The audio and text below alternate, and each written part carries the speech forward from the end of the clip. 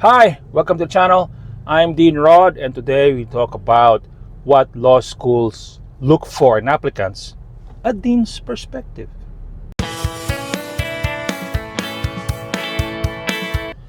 Hello, welcome back. This video is being recorded in January 2025, and it's the law school application season.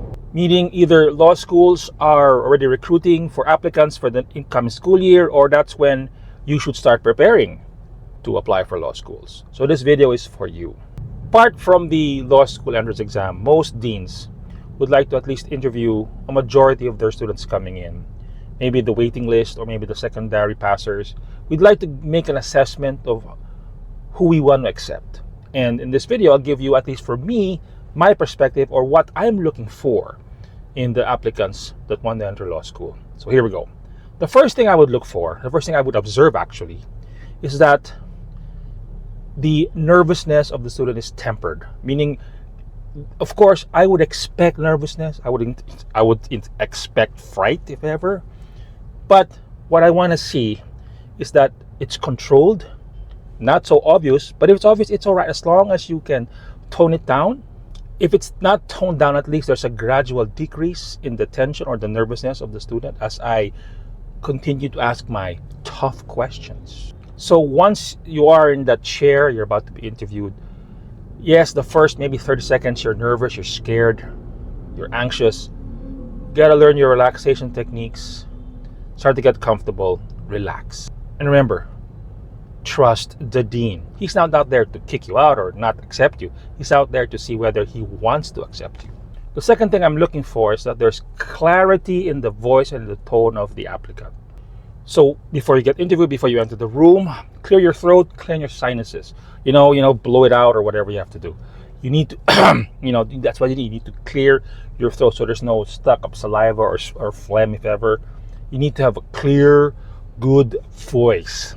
Not overacting, but you need to be natural, and if you can be confident, that's great. Now, if you do eye contact, that's great, but not too creepy. But if you can't do it, I would look at the deans or whoever's interviewing you. I would look at the middle middle of the forehead between the eyes, or maybe the top of the forehead, but not the receding line of the dean. Now, if you're given a question, think for half a second what your answer would be. Clear your head, gather your thoughts, then answer. Now, if you're going to answer, be sincere, be natural, be truthful, and please avoid saying, this sounds bad, right? So try to avoid those things. If they're about to do that, I would stop and just say the first thing out of my mouth. It's usually the right thing. The third thing I would look for is that you have strength in your passion. What I mean is that if you're going to be asked a personal question, or not personal question, we're not supposed to do that. If you're going to be asked a personal opinion or a thought on a matter, I would stick to my guns.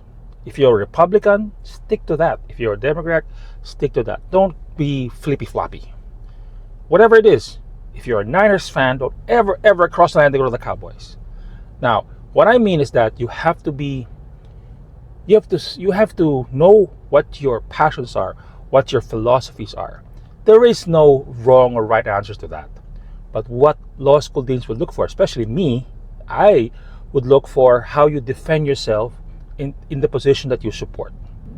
As again, try to make your own logical conclusion or logical opinion, and don't switch sides. If you don't like mushrooms like I do, if you don't like mushrooms the way I hate it, don't suddenly like mushrooms, right? Now, the fourth thing I look for is there's confidence in the responses to the questions. You gotta believe it is right for you. Again, as I said before, there's no really wrong or right answer if you're gonna be asked a question like this. But you gotta be confident in your answers. Stick to what you believe in.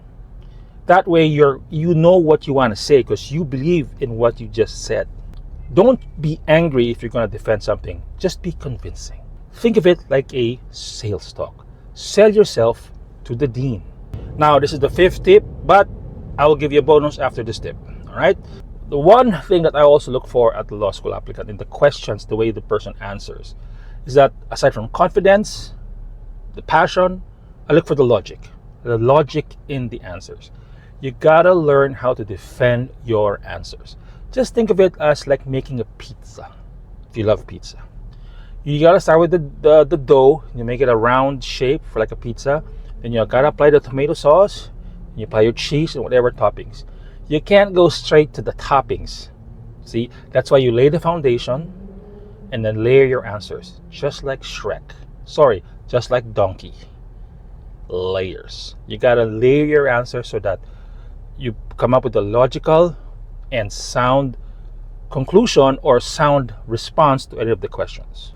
If you must give a pause between thoughts and between sentences so you can collect your logic and so that what comes out of your lips, the dean would understand, or whoever is questioning you.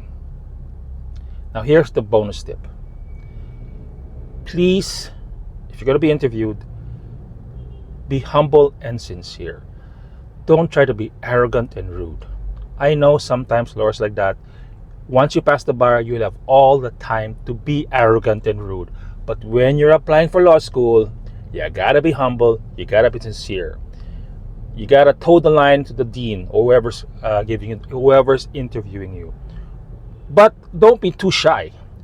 Be humble, yet, as I said, passionate, logical, and confident in your response.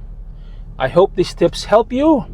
If you want to ask me more questions, please put in the comments. And if you have any suggestions or any other topics that you want me to make a video on, I would welcome that. Remember, it's not what you know, it's what they don't know. Hi, please do me a favor and smash that like button. It'll help me a lot and it will trigger the YouTube algorithm. Now, if you have not yet, please subscribe to my channel. If you don't, my dog will eat this exam booklet and that student has to repeat his final exam again.